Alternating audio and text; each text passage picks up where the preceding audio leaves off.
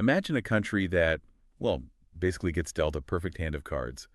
We are talking about, year-round ideal weather, some of the absolute most fertile agricultural soil on the entire planet. Oh, and don't forget the natural wonders. Right, a booming tourism industry anchored by things like Victoria Falls. It has literally every single ingredient required to be an absolute economic superpower. It really does. Yet today, this exact same country is consistently ranked among the world's poorest and most underdeveloped nations.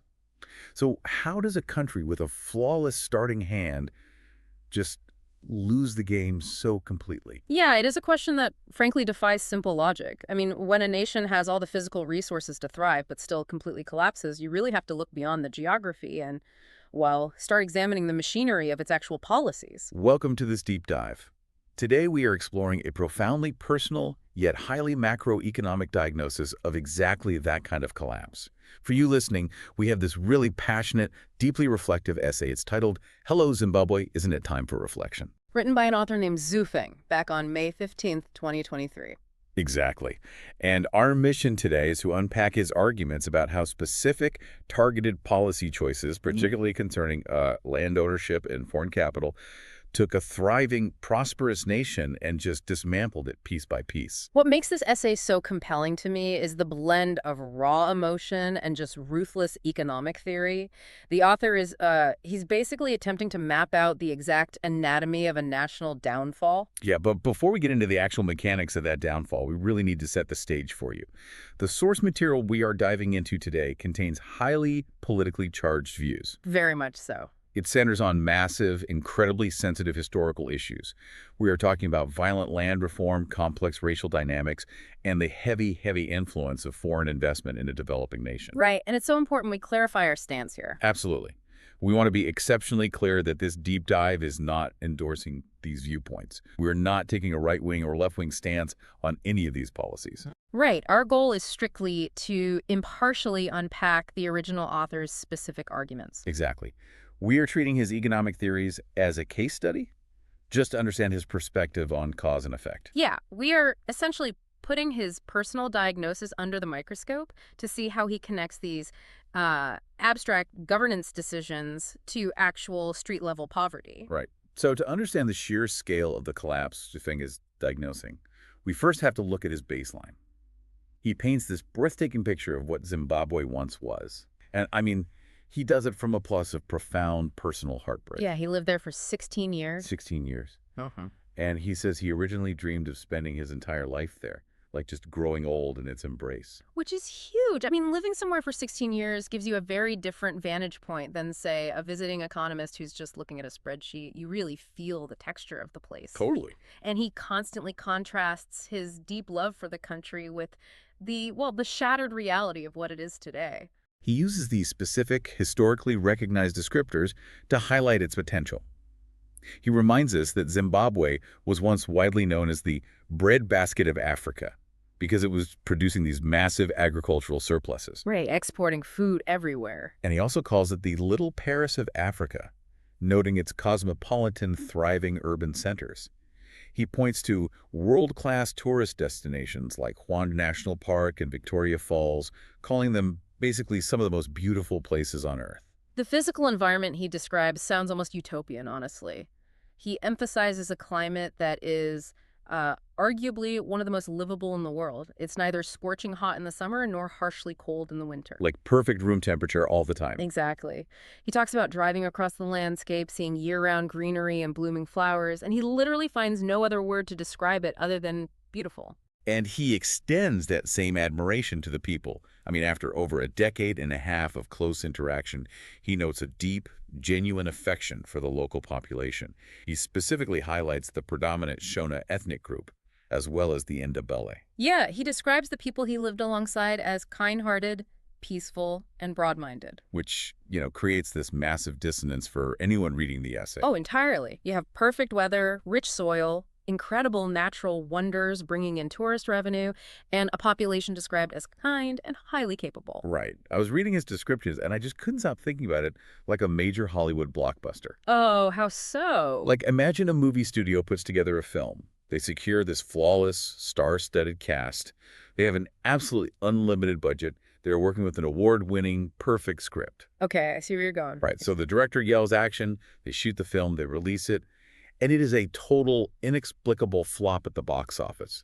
You were just sitting there looking at the ingredients, totally baffled as to how it could possibly fail. That's a great way to look at it.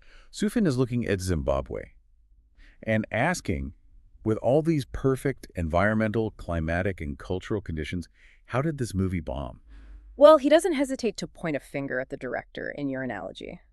He argues there was a single devastating catalyst that basically triggered the catastrophic decline of those perfect conditions. Okay, let's unpack this, because this is where his diagnosis gets highly, highly specific. It does. He claims the gravest mistake, the ultimate tipping point for the entire nation, was violent land reform.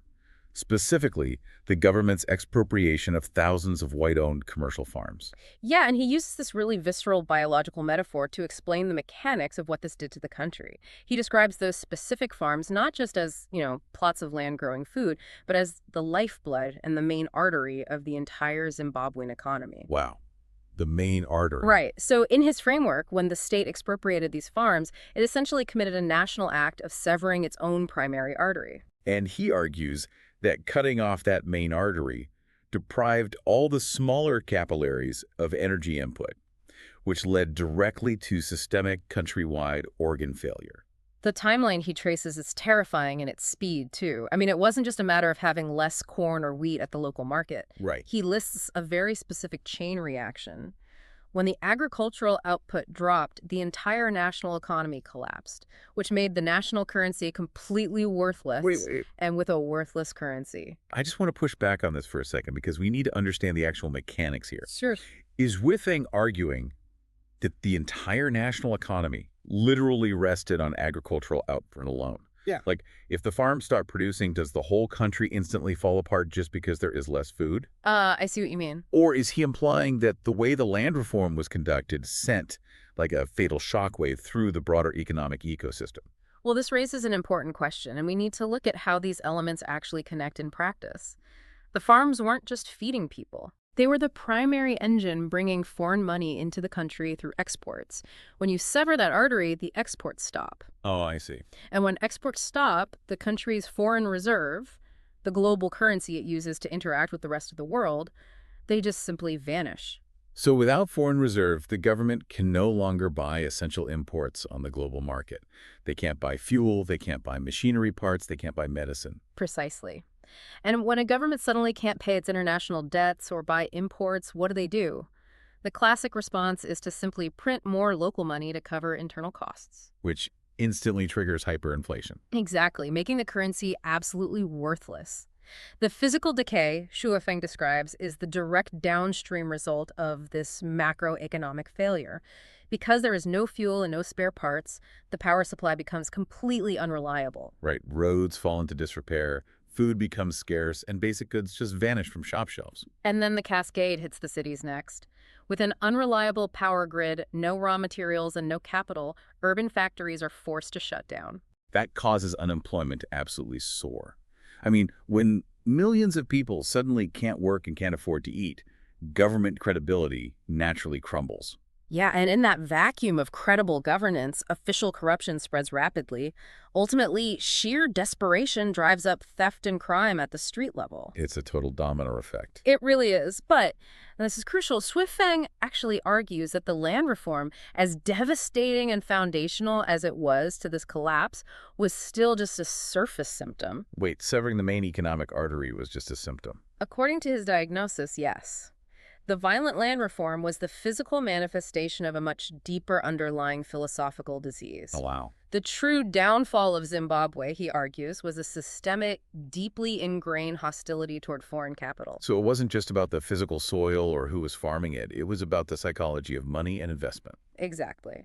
He asserts that the country developed this hostility based on an illusory sense of national pride. The government wanted to assert complete independence and total sovereign control. Which sounds understandable on paper. Sure, yet, as Wifeng points out, they were attempting to do this while simultaneously lacking modern governance experience, lacking advanced technology, and crucially, lacking capital. Right. So instead of courting the global resources they desperately needed to build their nation, they drove away the very people who possessed them. Here's where it gets really interesting. Zhufeng introduces a core economic rule to explain this, and it is highly provocative. Yeah, it's definitely a bold statement. He writes that a fundamental truth the country failed to grasp is that the wealthy are seldom patriotic. Or, as he states even more bluntly, among all citizens, capitalists are the least patriotic. What's fascinating here is the cold, calculated logic he applies to the concept of global capital. He argues that capitalists do not view the concept of home the way an average citizen does. Right, it's not about where you grew up. Exactly. For a capitalist, home isn't necessarily where they were born or where their parents lived.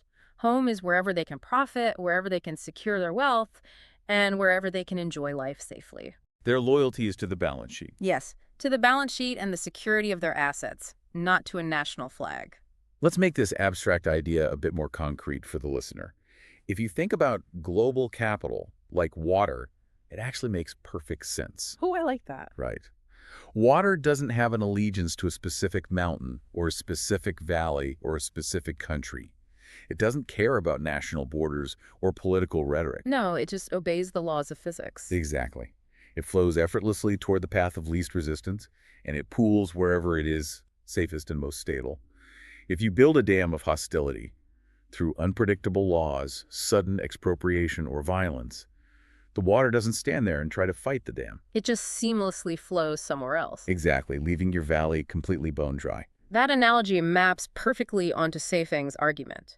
If a country offers a capitalist safety and the freedom to operate and profit, they will treat that country as their home. They will pour the water in. They'll invest, build local businesses, hire the local population. Right. But when you expel these capitalists or when you threaten their assets, they don't just leave quietly. Their funds, their advanced technology, and their decades of management experience leave with them. The reservoir just drains out. And I think this is a really good moment to clarify something for you listening who might be wondering. Why would a foreign tech investor or a factory owner care if a local commercial farm is expropriated? That's a great question. Right. They aren't agriculture, so why does it trigger capital flight across the board? Because it is a fundamental test of trust. When a government forcibly seizes a farm, it proves to the entire global market that it is willing to rewrite property laws by force. Ah, so it sets a precedent. Exactly. Right. If they can legally or extra-legally take a farm today, there is absolutely nothing stopping them from taking a factory tomorrow or seizing a bank account the day after. Right. Capital simply cannot survive in an environment where property rights are viewed as optional. The factory owner sees the farm taken, realizes their own assets are unsafe, and immediately pulls their money out of the country. And Lifechanyuan makes a really interesting point, that it isn't just foreign investors who react this way. Oh, definitely not. He emphasizes that even locally born capitalists like people who are citizens of Zimbabwe will rapidly transfer their funds abroad if they feel their money is unsafe. Yeah. He writes that they won't be foolish enough to keep their wealth in an insecure and unprofitable environment, regardless of their nationality or their love for the country. Which underscores his central thesis. Capital requires a highly specific environment to exist. Hostility to capital doesn't punish the capitalists. They just move to a safer valley. You just flow away. Right. It heavily punishes the nation that drove them away. Companies close, factories shut down, unemployment spikes, and systemic poverty becomes inevitable. So, if this hostility to capital is the dam that drained the country's resources, how does Zhang propose dismantling the dam? Because, he doesn't just diagnose the disease. He provides a very specific blueprint for a cure. He does, and he frames his solution with a pretty stark metaphor.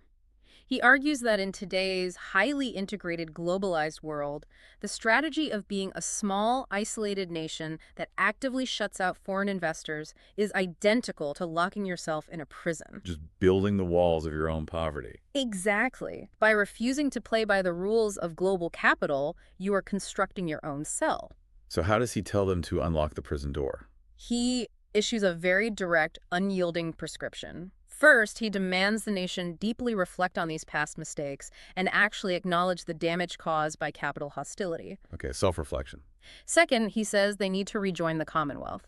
Let's pause on that second point. Rejoining the Commonwealth isn't just a symbolic gesture of friendship, is it? It plays a mechanical role in his economic theory. Absolutely. Rejoining an organization like the Commonwealth is a powerful signaling mechanism to the global market. Like waving a flag that says, we're open for business. Exactly. It signals a return to international trade standards, an agreement to abide by global legal frameworks, and a commitment to diplomatic norms. It is a way of telling the unpatriotic capital that the country is once again a safe, predictable place to do business. It is actively dismantling that dam of hostility. And the third step in his prescription loops right back to the catalyst of the collapse, doesn't it? Yes, he says they must restore the farms to their rightful owners. Reversing the very action that severed the main artery in the first place. Right. And finally, he states they must actively welcome capital investment and completely stop enacting policies that restrict foreign investment. Just a complete 180-degree turn. He firmly believes that if Zimbabwe takes these exact steps, it will regain its former glory, emerge from its current backwardness, and step back into the ranks of civilized and prosperous nations. You know, if you are listening to this right now and you study emerging market investments, or you're just trying to understand how abstract, high-level government policies create very real street-level poverty or prosperity, Xuefeng's timeline is basically a masterclass. It really is. It's a real-world case study in the ruthless mechanics of global economics. If we connect this to the bigger picture, he is basically forcing the reader to examine cause and effect without the cushion of ideology. Right, just cold, hard facts. He's arguing that natural beauty, perfect weather, and a kind population are completely irrelevant if your underlying economic machinery is built on hostility to investment. If you chase away the capital, the resulting collapse is essentially a mathematical certainty. So what does this all mean for the feasibility of his solution? Because I have to push back on his blueprint here. Oh. Is the author being overly optimistic with this prescription? He lays it out like it's a simple checklist, like change a few investment laws, hand back some land deeds, send an application to the Commonwealth, and boom, the little Paris is instantly back in business. Yeah, that is a fair critique. But he noted himself earlier that government credibility crumbled. Once trust is broken on that massive national scale, does just changing a law really bring the water rushing back instantly? That is the critical tension in his entire essay. Yeah. He is presenting a very mechanical, legislative solution to what is ultimately a psychological problem. Exactly. He is entirely correct that capital seeks safety, but safety isn't just a new law written on a piece of paper. Safety is a proven track record of stability over time. It's like a national credit score. It's incredibly easy to destroy in a single afternoon, but it takes years of perfect behavior to rebuild. Precisely. When a government expropriates property and triggers hyperinflation, it shatters the foundational trust of the international community. Yeah. Rebuilding that trust, convincing that highly mobile, unpatriotic capital to return to a place where it was previously burned, is historically a long generational uphill battle. So the theory is sound, but the reality is much harsher. Right. The blueprint he offers is perfectly logical in economic theory, but the timeline for actual on-the-ground recovery might be far more punishing than he implies. We've covered some heavy, complex ground today. To briefly summarize Yufeng's tragic arc, he paints this vivid picture of a breathtaking, high-potential nation, a place he loved deeply, with every natural advantage imaginable. Just a perfect starting hand. Yeah. Yet, it was brought to ruin not by a natural disaster or a lack of resources, but by severing its own economic arteries through violent land reform. By acting on an illusory sense of national pride, the country chased away the vital, highly mobile, unpatriotic capital that it desperately needed to survive and grow. He views the current state of poverty as a completely self-inflicted wound. It is a sobering diagnosis. It serves as a stark warning of how quickly a nation's entire trajectory can be reversed when it fundamentally misunderstands or ignores the mechanics of global investment. As we wrap up this deep dive, we want to leave you with a final, provocative thought to mull over on your own. Something that builds on Xuefeng's essay, but complicates the picture even further. I like the sound of that. Xuefeng argues passionately that attracting capital requires a nation to prioritize investor safety and profit above almost all else. The water only flows where it is safe and unobstructed. Right. But if a developing nation must bend entirely to the demands of highly mobile, unpatriotic global capital just to survive, how can any government ever attempt to correct historical wealth disparities or land inequalities without instantly triggering the exact same capital flight and economic collapse that we just explored? Wow. It's an incredibly difficult tightrope for any developing nation to walk. How do you balance the desire for national sovereignty and historical justice with the cold, hard, unyielding demands of global economics? It is a massive question with no easy answers. It turns out identifying the disease is one thing, but finding a cure that doesn't kill the patient might be the most complicated procedure of all. Thank you so much for joining us on this deep dive. We'll see you next time.